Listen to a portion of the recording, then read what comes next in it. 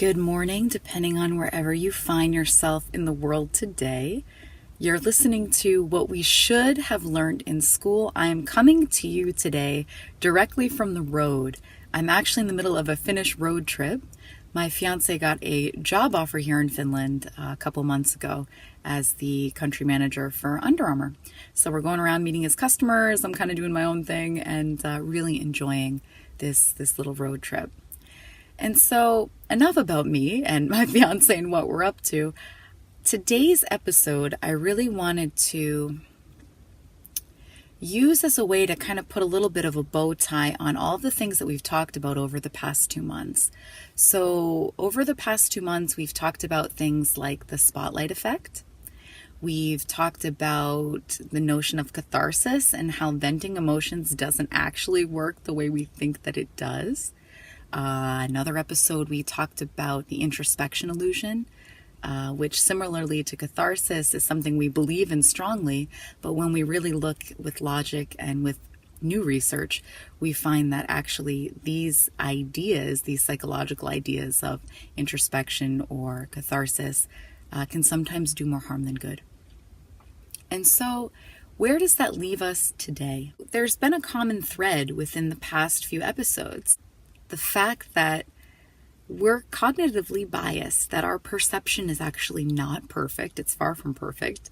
It's useful, but not perfect. And so it can really be summed up as thought is a really common thread. And you've heard me use that word maybe hundreds of times over the course of this podcast series. And so when people hear thought, they tend to imagine I'm talking about personal thinking, like the thoughts we're actually aware of. Like, oh, what am I going to have for dinner today? Or, oh, isn't that dress so ugly that lady's wearing? And blah, blah, blah. So then a natural question that arises for people is, yeah, Amy, I understand everything you're saying, but my thoughts are out of control. My mind is always busy. I'm always worrying about something or ruminating or obsessing about something or thinking about what my next steps are, that there is no space. I can't even conceive of the possibility of having a less busy mind. And so today, I really want to talk about that because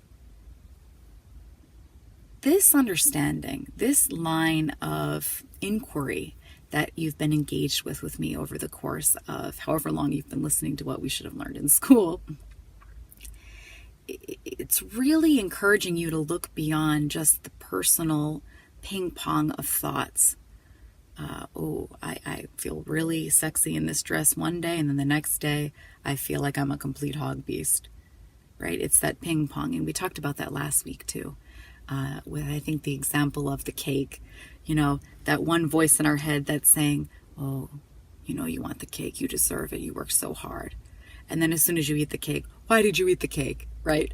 It's a very unstable place to identify with. It's something that when we start to see that it's very common and normal for human beings to have seemingly opposite thoughts occur very quickly, almost simultaneously it feels. And so we don't really have to control our thinking. That's a really common conclusion people draw when they hear me speak initially. But we don't have to do that. You can have an incredibly fulfilling life without managing or trying to control to think more positively or to try to control the way you speak to your husband or your mother, etc. So that might sound a little strange, but we're going to dive into deeper detail today about that. And before we get into the crux of today's show, I just want to kind of give a metaphor for this inquiry into subtractive psychology, that the experience of actually looking to drop concepts instead of add concepts, to have less on your mind instead of adding more to-dos or more good ideas that then inevitably in the future you feel you won't live up to and that you need to work harder. So I'm never talking about willpower and pulling yourself up by the bootstraps, because if we think of how human beings learn a language, for instance, I've done a lot of traveling, and I find it so remarkable with what such ease and grace native speakers can speak their own language. They didn't try to learn language. When you're 2 or 3 years old, it's a natural result of being exposed to the environment around you. And this conversation, this inquiry, this community, where we're looking at subtractive psychology, we're looking at actual mental health, not mental illness. There is a distinction between those two things. That when you are immersed in this conversation and in this community, naturally, insights begin to pop, new ideas begin to pop, old habits and ways of thinking naturally begin to just not make sense anymore. The more that you really get a strong grasp of the fundamentals of what I'm talking about, of what it is to be a human being and how we all navigate the world. Again, it's very difficult in other methodologies to find things that are universal, that are predictable, and that are constant. I want to look at what is the foundation that is universal to every human being. This goes beyond our personal opinions and belief systems and how we were raised and what happened to us and our personality type and our mental health diagnoses. So I'm going to share a couple concrete examples with you of what I've seen and offer a potentially different pathway than perhaps you're used to looking down when it comes to truly greater well-being, a higher quality of life, and more grace, more ease as you continue to bump up against things in life that you absolutely do not want to have happen or do not want to experience. Take a listen. The ego tends to kick us when we're down. It scratches, it bites, it pulls our hair. And yet we're so loyal to that egoic sense. Those thoughts that come through our mind, we believe them and hold on to them so strongly. The worries, the fears, the anxieties, the insecurities that keep us up at night. And then that nagging voice that's disguised as our better self, quote unquote, pops in with its remarks and judgments. We should know better than this. We should be sleeping through the night. We've done this training and we're a meditator and this and that and the other thing. That mental ping-ponging is truly exhausting when identified with, when believed in, when every whim and judgment is taken as truth. It's taken as how it is, how we are, how the world is.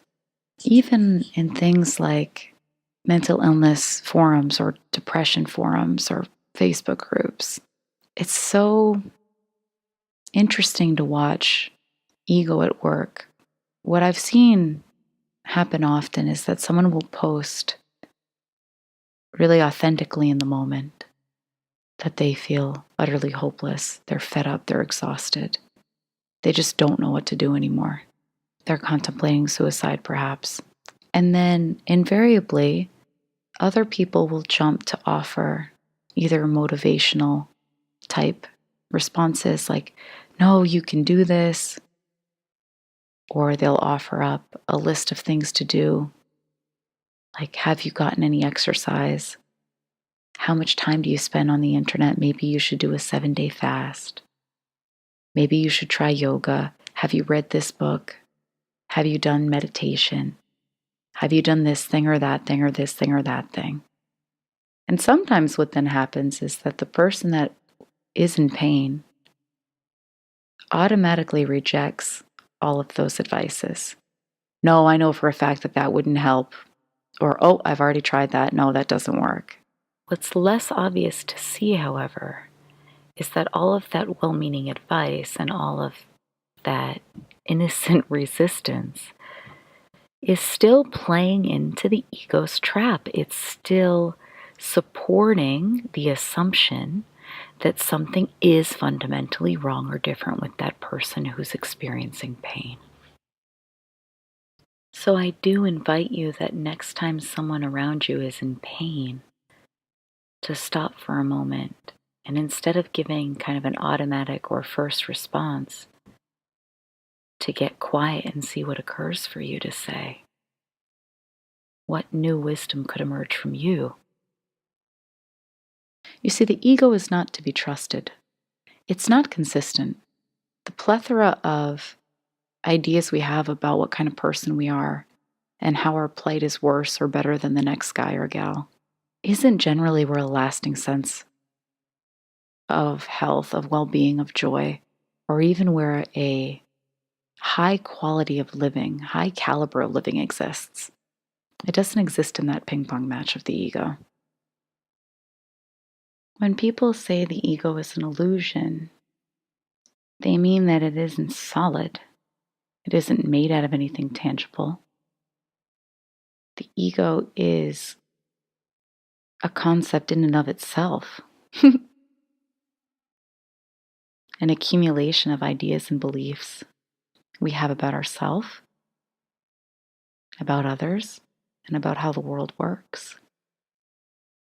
The ego is fundamentally nothing more than cultural and psychological conditioning of being exposed to certain ideas numerous times throughout the course of our lifetime and identifying heavily with those concepts that we no longer see them as just ideas or possible ways to be in the world. We take it as absolutely, this is how it is, this is true, this is the kind of person I am. I am broken, I'm effed up, I'm messed up. Or it manifests on the other side. I'm better than other people. I'm prettier, I'm smarter. It's all in the dance of ego.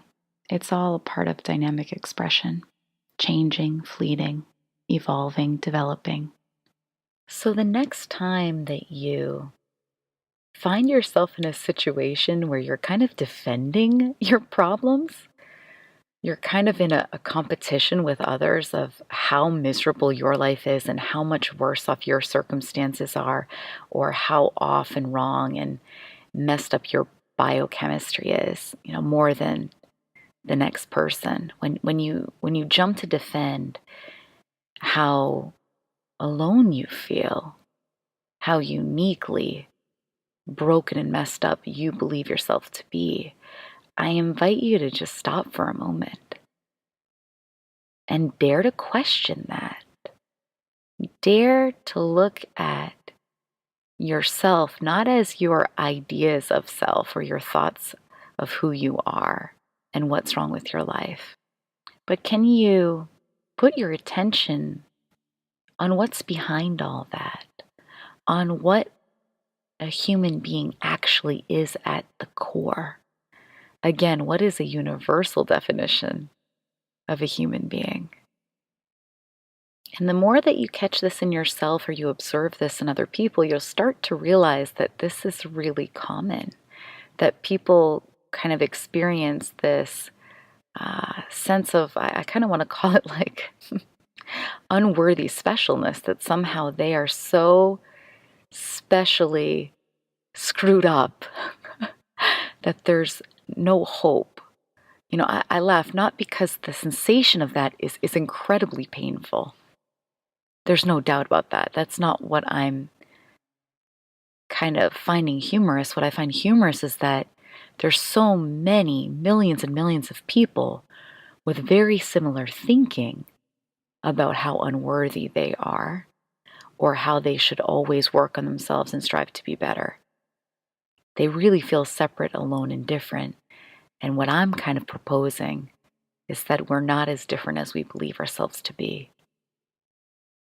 That through the creative power of being a human being, every single human being experiences a dynamic range of emotion, sensation, and thought, and belief.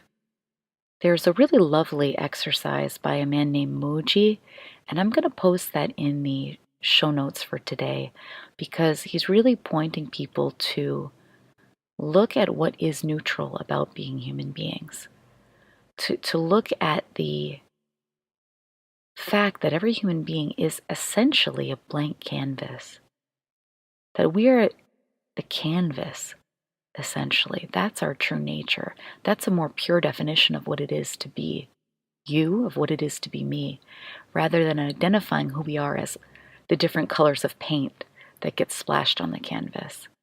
Those fade, those change when other layers of paint come on top of it. But the canvas is steady, the canvas is constant. And so the process by which we experience our human lives is always the same, even though our emotions, our opinions, our thoughts are differing moment to moment, day to day, year to year, decade to decade. Again, my name is Amy Leo. You've been listening to What We Should Have Learned in School. You can subscribe to this podcast by going to amyleo.com or checking the subscribe button on either iTunes, your Android device, or on YouTube. Next month, we're going to have some guest speakers that are going to talk a little bit more about this, kind of give it a little bit more teeth. We're going to talk about real world things people are up against in the world of addiction. And not only addiction to substance and alcohol, for instance, but also addiction to approval from others, for instance, maybe money, food, body image. So make sure to subscribe again so you don't miss all those goodies coming your way next month. Until next time, stay curious, take care, and keep rockin'.